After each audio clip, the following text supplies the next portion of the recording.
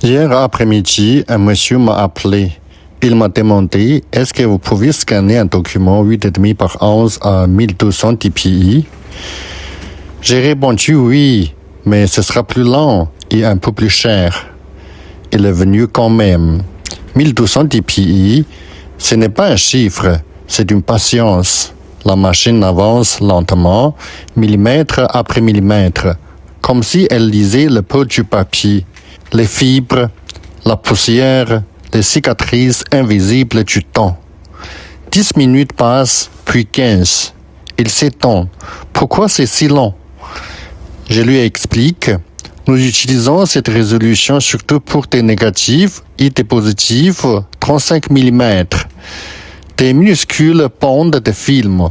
Et pourtant, elle contient des mariages, des idées disparues, des visages qui ont peut-être changé de pays.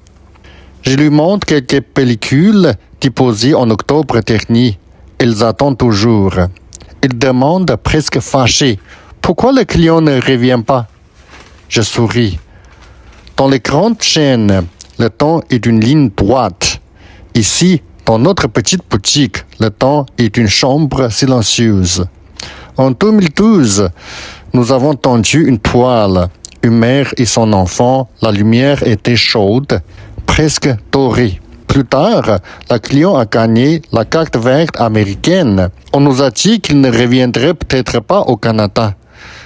La toile est toujours là, bien protégée, comme une phrase laissée en suspens. Et ce moment, j'ai créé un livre. Il s'appelle « La lumière qui retourne au soleil ».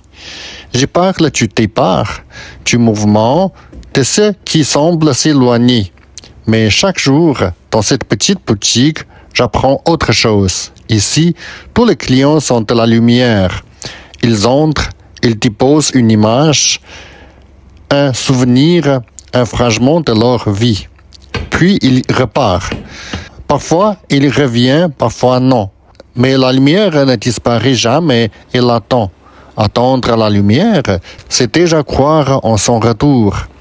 Chaque toile oubliée, chaque pellicule non réclamée est une promesse silencieuse. Un jour, peut-être, la porte s'ouvrira, la clochotte sonnera, et la lumière reviendra doucement comme le soleil qui retrouve toujours le ciel.